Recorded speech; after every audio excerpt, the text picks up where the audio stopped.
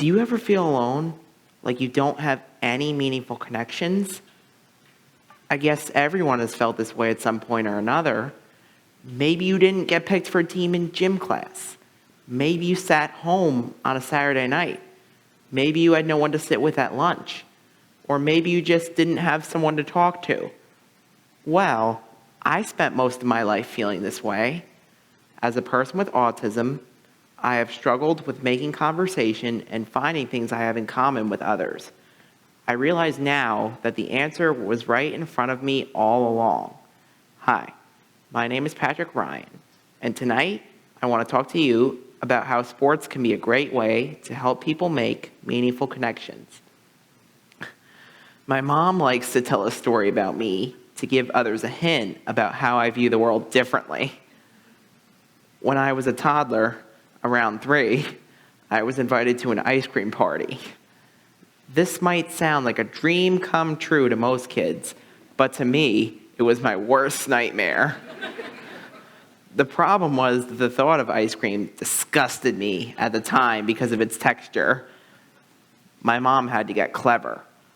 One night at dinner, as usual, I asked for more broccoli.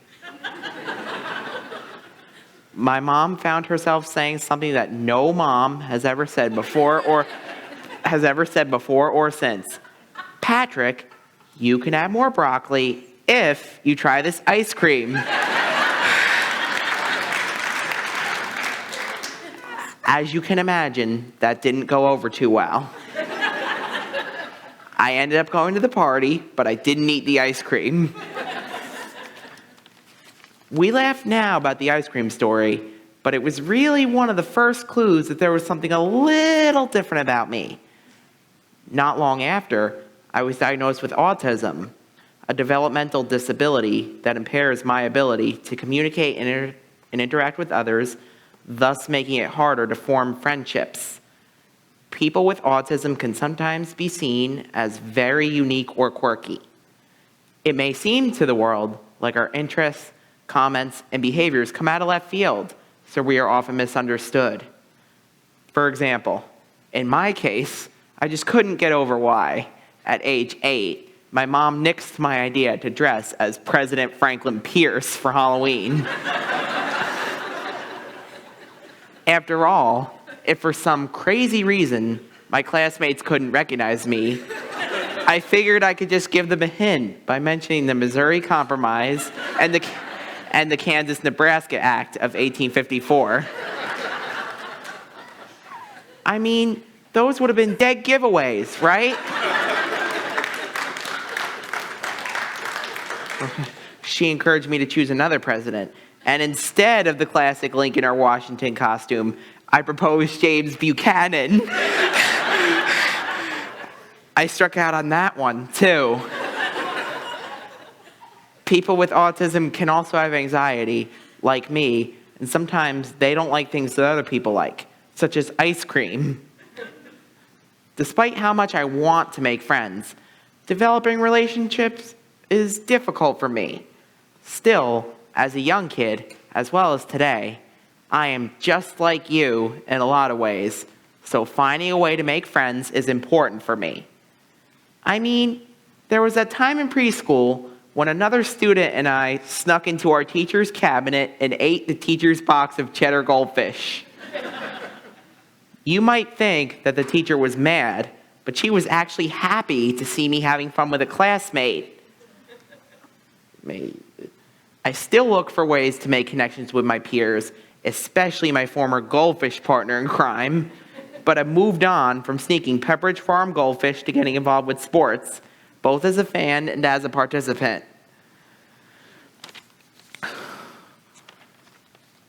Research shows that sports help people have a sense of belonging and community, which is often difficult for people with autism to find.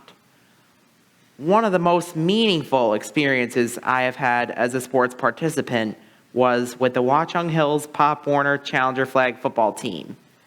At age 10, it was my first opportunity to participate in a structured sports team. My coaches, who are some of the best people I've known, made it their mission to bring our team to play in the Pop Warner Super Bowl at the ESPN Wide World of Sports complex in Walt Disney World. Leading up to our trip, we participated in pep rallies, bonfires, tailgate parties, and our team was even introduced during a game at Rutgers Stadium. It was exciting to be featured on the Pixel 11 morning news as we talked about our upcoming trip and how much it meant to each of us to be part of a team. Can you imagine how excited I was to play against a team from North Carolina with Mickey Mouse himself cheering us on, and how much it meant to have coaches who made every effort to recognize how important it was for us to feel a part of a team? Watchung Hill's Pop Warner created a sense of community and belonging that I had never felt before. Another thing research shows is that sports build relationships, something that is challenging for autistic individuals. And as it turns out, I didn't have to travel all the way to Warren to form relationships, as I have now made connections right here in Chatham. Fortunately, in 2016, a then CHS student, Nick Saluzzi, recognized that there was no opportunity for kids who needed support to play baseball in town. He decided to do something about that when he created Buddy Baseball. Nick became my mentor during baseball, but it was more than just playing a sport. As we tossed the ball around, we talked about the Mets and Jets, our favorite teams. Nick became like a big brother to me and began coming to my house weekly to play baseball and spend time with me. It meant a lot to me when he invited me to his graduation party and even gave me special UNC gear to wear when he went off to college. Without sports, I would not have made this special relationship. How many of you here have done something to help the disability community? How did that make you feel?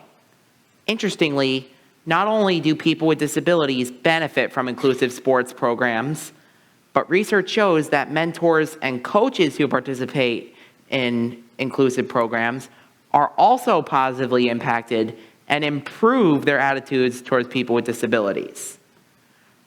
Right here at school, Chatham High School's Play Unified is a perfect example of how both disabled and non-disabled participants benefit.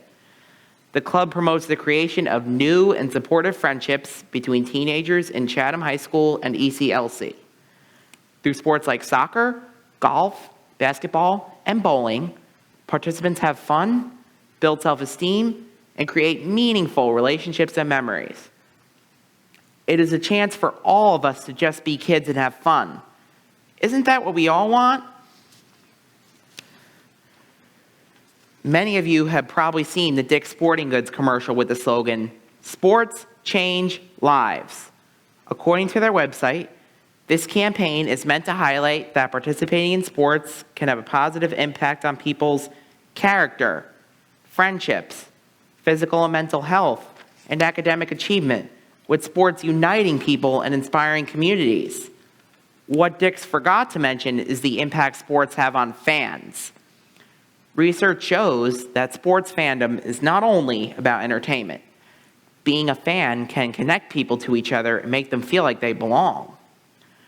Coincidentally, one of the most significant connections I have made as a fan began with a chance meeting in, of all places, Dick's Sporting Goods on Super Bowl Sunday of 2019. While it was no surprise that they weren't in the Super Bowl, with wishful thinking, I was dressed in my Jets garb when I ran into Nathan Shepard, defensive tackle for the Jets. Nate and I hit it off, and he was amazed as I rattled off all kinds of stats. A couple of hours later, Nate texted my mom during the Super Bowl to tell her he wanted to do something special for me. What my mom didn't tell me at the time is that Nate mentioned to her that he struggled to make friends and connect with people his age growing up, and that it meant a lot to him to be able to help me. He invited us to tour the Jets training facility where I met coaches, trainers, and a couple of players. It was amazing. There was a big surprise waiting for me in the locker room, a real locker with my name on it, just like the players' lockers, filled with Jets gear just for me. It was one of the best days of my life. We kept in touch, and I felt like a star when he called and waved to me in the crowd a few months later during training camp. In February 2020, Nate invited my family to Jets Family Day, where we got to spend the day with players past and present, have lunch, and even toss a football around with NFL stars. These are memories I will treasure forever. But what do all of these experiences have in common? Stephen Covey, the author of the best-selling book, The 7 Habits of Highly Effective People, felt so strongly about people's needs that he stated, next to physical survival, the greatest need of a human being is psychological survival. To be understood, to be affirmed, to be validated, to be appreciated. All my experiences, including Pop Warner, Buddy Baseball, Play Unified, and meeting Nathan Shepard, demonstrate that individuals, just like Stephen Covey, recognized there was a need for human connection and inclusion. My journey as a person with autism has gone from a lack of connections to inclusion through sports. But I have only shared one person's experience, my own. You may have heard the expression, if you have met one person with autism, you have met one person with autism. We are all unique, and that's what makes the world interesting. But we have the same needs as everybody else. It would be really cool if everyone saw me and others with disabilities as people who need to feel included. Who knows? Then maybe we'd all get invited to parties or sporting events, and it wouldn't matter whether we tried ice cream or not. I've been lucky. I've had incredibly special people in my life who took it upon themselves to change the game for me. Not everyone is so lucky.